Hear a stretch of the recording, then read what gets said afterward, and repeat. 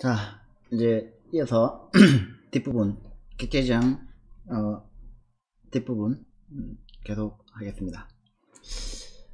자, 요것도 이제 아마 자료구조 시간에 이제 여러분들 이거 배웠을 시기인데 ADT Abstract Data Type 추상 자료형, 이거는 뭐라고 했습니까? 여기도 이제 오브젝트하고 클래스 이런 말이 나오죠. A class of objects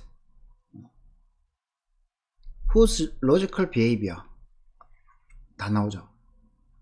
is defined by a set of values, a set of values of a set of operations. value 뭐겠습니까? 속성이죠. operation 뭐겠습니까? 행위죠. 결국 이제 ADT가 클래스라는 얘기예요. 그래서 이제 우리가 이제 근데 이제 ADT라고 할 때는 이제 주로 그런 용어는 이제 그 스택, 큐, 바이너리 서치 트리, BST 이런 이제 자료 구조를 디파인 할 때 우리가 이제 ADT라는 용어를 더 많이 쓰고 일반적으로 이제 객체 지향 분석 개발 프로그래밍 할 때는 이제 클래스라는 그를 디파인해서 쓰기 때문에 우리가 이제 클래스라고 정의하면 요 클래스를 명확하게 정의하면 The definition of particular type of object. 아까 이거 대문으로 써야겠다. 이해되시죠? 특정한 형태의 객체를 정의하는 것. 빵틀, 붕어 빵틀. 그 붕어 빵틀을 만들어내는 것.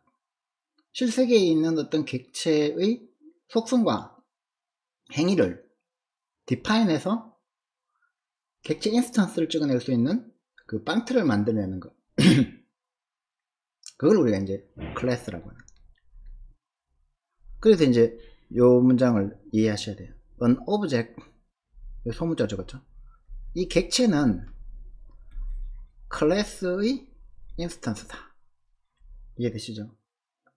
원래 우리가 분석한 게 객체니까 그 객체들을 분석해가지고 클래스를 디파인 했으니까 그 클래스를 찍어낸 게 이제 객체라는 얘기죠. 그래서 이거를 이제 덜 헷갈리게 붙였으면 오브젝트 인스턴스, 객체 인스턴스, 혹은 이제 인스턴스를 이제 실체라고 해가지고 그냥 실체라고 이제 번역하기도 하고. 근데 번역하는 게 더 어려워. 그래서 오브젝트 인스턴스가 클래스로 찍어낸 객체 하나다, 이렇게 생각하시면 돼요. 근데 그 클래스를 어떻게 디파인했다?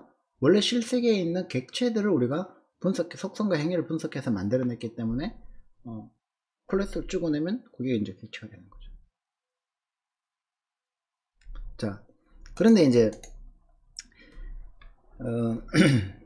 그 이제 개념은 알겠는데 그 개념을 이제 실제로 분석과 설계와 프로그래밍에 응용할 때 이런 이제 추가적인 개념이 생기는데 이 용어들이 되게 어려워요. 개념도 어렵고. 그래서 이거 막 분석하다가 이제 자바는 어렵다라고 생각할 수 있는데 자바가 어려운 게 아니고 객체에 대한 개념이 어려운 거예요. 그 개념을 가장 쉽게 구현한 게 자바예요. 그게 자바가 쉬워요. 여러분들이 자바를 공부하면서 어렵다고 느껴지면 그거는 객체 지향이 어려운 거지 자바가 어렵지 않아요. 그걸 나중에 이제 C++로 공부하거나 아니면 스몰톡을 하거나 뭐 이렇게 이제 다른 객체 지향 패러다임을 해보면 그게 더 어려워요. 파이썬에도 클래스가 있잖아요. 그 차이들을 분석 할 줄 알아야 되는데, 자, 일단 이제 용어 이 네 가지 용어는 확실하게 이해합시다. 이번 시간에 encapsulation, 요거를 이제 우리말로는 캡슐화라고 번역합니다.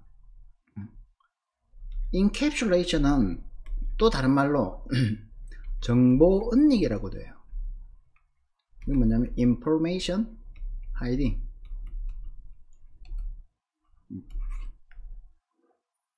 이게 첫 번째 특징이에요. 두 번째 특징, 상속, inheritance. 요건 그래도 이제 좀 많이 쓰는 단어니까 알죠, 그죠? 이거는 상속. 그 다음에 이제 상속하고 항상 따라 붙는 컴포지션이 있어요. 컴포지션.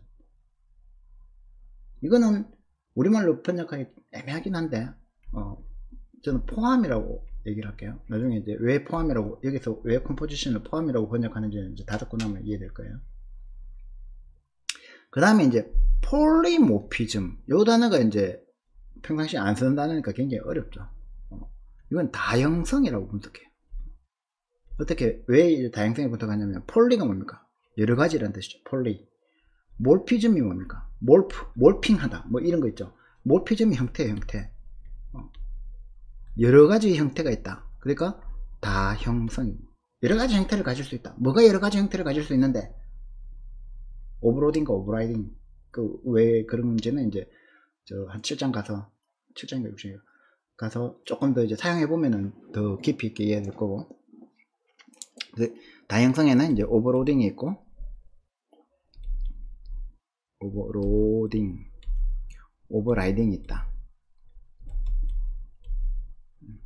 이제 용어 자체가 이제 굉장히 생소하니까 여러분들이 이제 이해를 하려고 안 하고 그냥 그렇구나 하고 이제 넘어갈 수 있는데, 이 용어 자체를 깊이 있게 파고 들어가가지고 이게 왜 이런 용어가 나왔는지, 왜 이런 개념이 필요한지를 이해를 해야 돼요. 자, 어떻게 좀, 큰일 났네. 얍, 사라져라. 얍. 자, 그래서 이제 하나하나 알아봅시다. 자, 첫 번째, encapsulation. 캡슐러는 뭐라는 거죠? 정보 은닉이죠. 그죠? 정보 은닉. information hiding. 이거는 클래스의 디테일을 내가 감추고 싶다. 여러분들의 개인정보를 아버지가 달라고 하면 주잖아요. 선생님이 달라고 하면 좀 끔찍하지만 그래도 선생님까지는 줘야지 하고 주잖아요.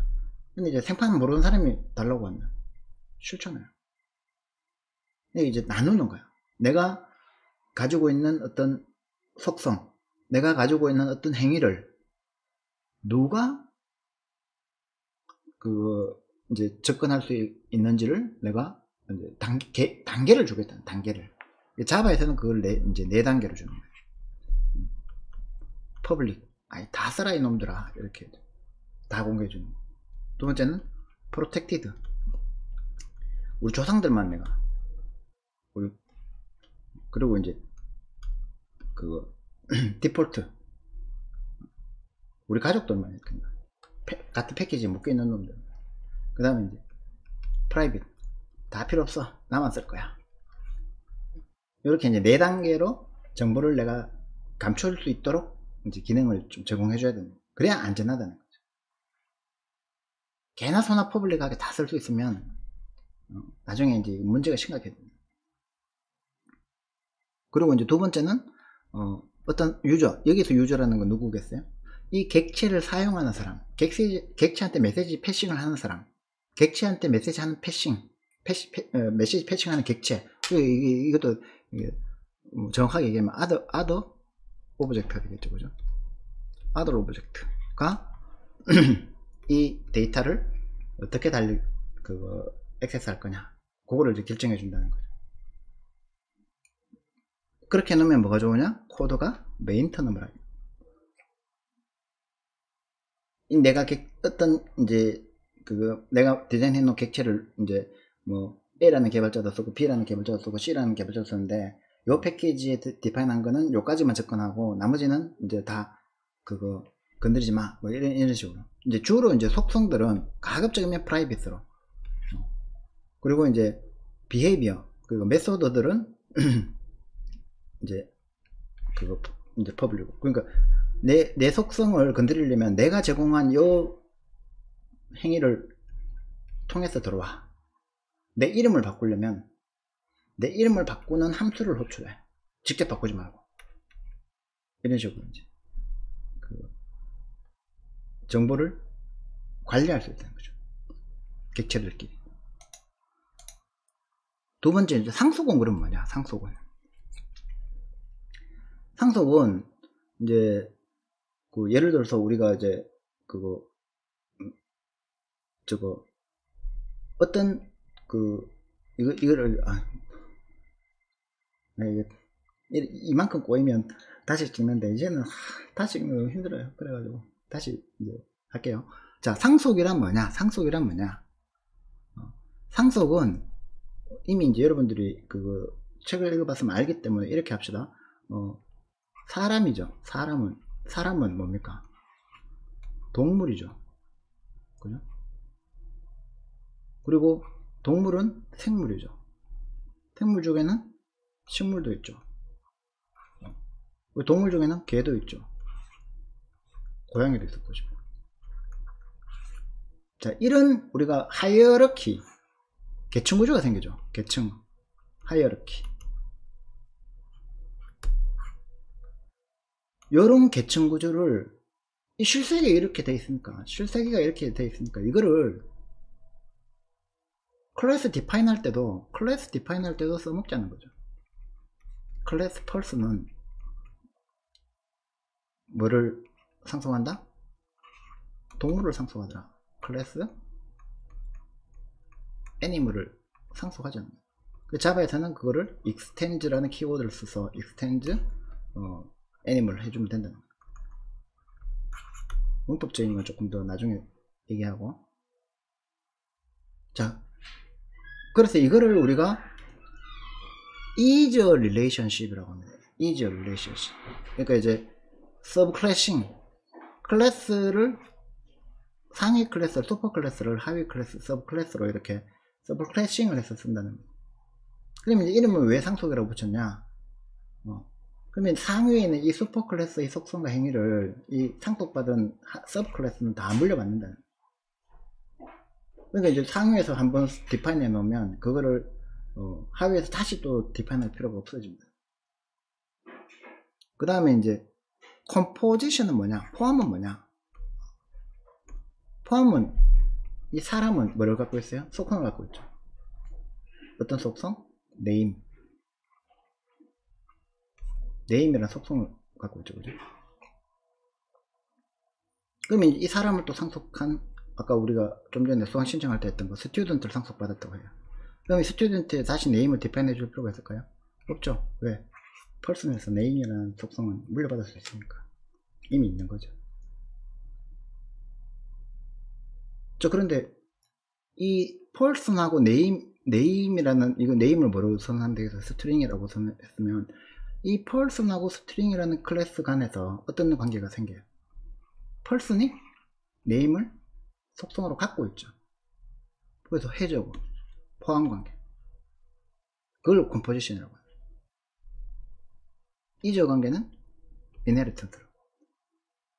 그래서 객체와 객체 간의 관계 중에는 이제 상속을 받는 관계가 있고, 그러니까 슈퍼 클래스와 서브 클래스 관계가 되고, 그 다음에 이제 포함하고 있는 관계는 우리가 컴포지션 관계라고 해요. 이저 릴레이션십, 해저 릴레이션십. 이걸 정확하게 이해해야 돼요. 이네리턴스와 컴포지션. 그 다음에 이제 마지막으로 폴리모피즘, 다형성. 자, 이게 뭐라 그랬어요? different form, 여러가지 형태를 가질 수 있다. 그래서 어떤 오브젝트는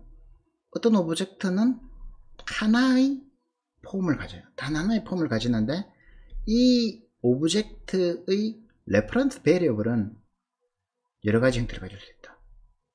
그리고 그것이 다른 형태를 참조할 수 있다.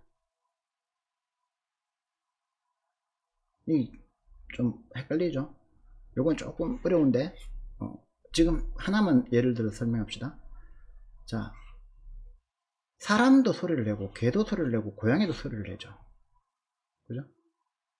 즉 동물한테는 예를 들어서 소리 내는 기능이 있다고 쳐요. 스피크. 그러면은 이 스피크라는 걸 사람도 상속받고 개도 상속받고 소리도 상속받죠. 그러면 이 사람의 인스턴스에서 스피크 하면 어떻게 되겠어요? 말을 하겠죠. 근데 개의 인스턴스에서 스피크 하면 어떻게 하겠어요? 짖겠죠. 왕왕. 고양이는 또 짓겠죠. 야옹 야옹. 스피크라는 동일한 형태를 누가 가져요? 오브젝트가 가진다는 거죠. 근데 이 사람이나 개나 고양이가 스피크라는 요 형태를 얘는 여러 개의 형태를 가지죠. 얘는 안녕, 얘는 월월, 얘는 야옹. 그래서 다 형성이 되는 거예요. 그러니까 이 동물이라는 슈퍼 클래스의 스피크라는 형태를 밑에서 덮어섰죠. 그래서 그걸 이제 오버라이딩이라고 해요.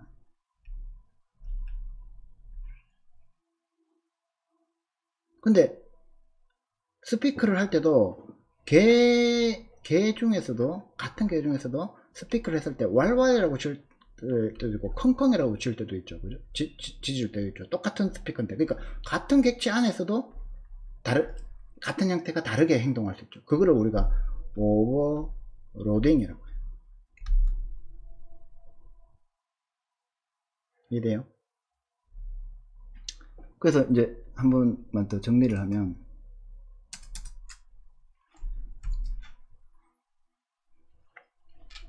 자, 어떤 객체가 있어요. 오브젝트가 있어요. 클래스가 있어요. 이 클래스를 우리가 상속받아서 클래스를 디파인 할 수 있어요. 그러면 이 객체도 속성과 행위를 가질 것이고, 요 객체도 속성과 행위를 가질 것이고, 요 객체도 속성과 행위를 가질 것이고, 요 객체도 속성과 행위를 가지겠죠. 그죠? 이런 식으로 이제 계층 구조를 가지는 이 하이어르키, 이 계층 구조를 우리가 뭐라고 합니까? 인헤리턴스라고 하죠. 상속이라고. 그러면 이제 상속이라고 해서 우리가 이제 페어런트, 차일드 이런 용어를 많이 쓰는데, 부모와 자식 이런 이제 용어를 많이 쓰는데, 이제 요즘은 조금 그걸 지향하는 주택. 그러니까 슈퍼 클래스하고 서브 클래스라고 얘기를 많이 합니다. 슈퍼 클래스, 서브 클래스.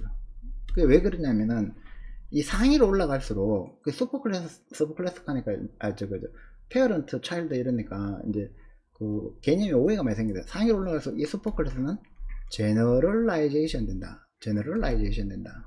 일반화된다. 이러고. 그리고 내려갈수록 스페셜라이제이션 된다. 특수화 된다. 이렇게 이제 이해하시는 게 훨씬 더 개념이 튼튼하게 이해한다는 거예요. 상속 구조에서 슈퍼 클래스와 서브 클래스의 개념.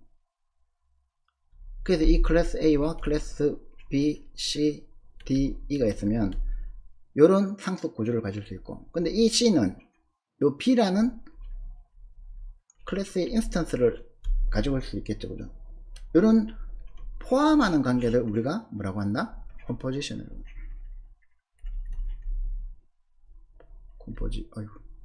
컴포지션. 좀 지저분해졌지만, 이거는 이제 포함 관계. 그래서 이 상속의 관계는 is a relationship, 이 포함의 관계는 has a relationship 으로 우리가 얘기를 한다. 그리고 is a relationship과 has a relationship, 즉 상속과 포함의 관계는 이 클래스들은 이 각각의 클래스에서 총 4가지, 프라이빗, 퍼블릭하거나 프로텍티드이거나 디폴트이거나 아니면 프라이빗한 4가지의 캡슐화를 통해서, 인캡슐라이제이션을 통해서 뭘 한다? 정보를 은닉한다. 그럼 이제 포함관계에서의 정보 은닉 구조, 이제 상속관계에서의 정보 은닉 구조, 그거를 이제 다 이해를 해야 되는 거죠. 그거 이제 하나씩 그 뒤에 수업 진행하면서 따져봅시다.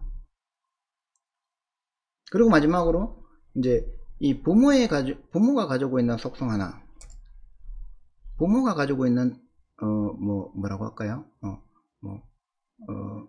그냥 apply 이런 이제 메소드가 있으면, 이 부모가 가지고 있는 속성들을 자식들은 다 상속을 받는데, 내가 이 apply라는 메소드를 호출했을 때 이 자식이 하는 행동은 여기서 하는 행동과 여기서 하는 행동과 여기서 하는 행동은 서로 다를 수 있죠. 그러니까 형태는 여러 가지인데 실제로 어떤 객체 인스턴스 한 개가 하는 행위는 한 가지가 될 수 있죠. 그러니까 이제 이런 거를 우리가 다형성, 그리고 이 상속관계에서만 다양성이 있는 게 아니라 상속관계에서의 다양성이 있고, 그 다음에 자기 자신 안에서의 다양성이 있죠. 그죠? 그 상속관계에서의 다양성이 오버라이딩이라고 했고, 자기 자신 안에서의 다양성은 오버로딩이라고 했죠.